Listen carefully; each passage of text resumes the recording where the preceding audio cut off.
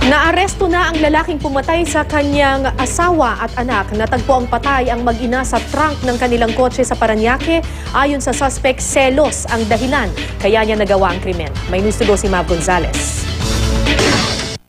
Matapos ang ilang araw na pagtatago, bumagsak din sa kamay ng mga otoridad si Danilo Rafael Sr., sospek sa pagpatay sa asawa at anak na natagpuan sa loob mismo ng trunk ng kanilang kotse sa Parañaque noong linggo.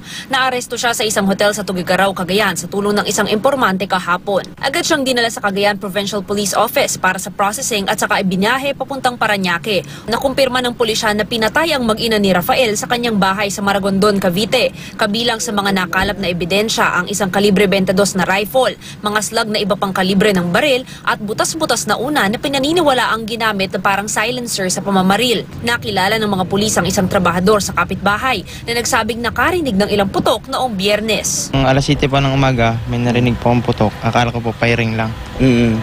Mga 5 sunod po. Tapos? Tatlo muna po sa 2. Sa otopsiya na isinagawa sa mag-inang Fe at Danilo Jr., lumalabas na ang sanhi ng kanilang pagkamatay ay mga tama ng bala ng baril. Ayon sa Soko, halatang sinubukan pang linisin umano ang mga ebidensya. May mga bakas ng dugo sa loob, sa iba't ibang parte ng loob ng bahay.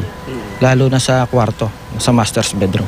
Nilinis, winalisan, tapos ayon na rin sa unang initial na pag-imbestiga ng Soko. Dinala ang mga nakalap na ebidensya sa crime laboratory sa Camp Crame para maproseso. Mav Gonzalez, GMA News.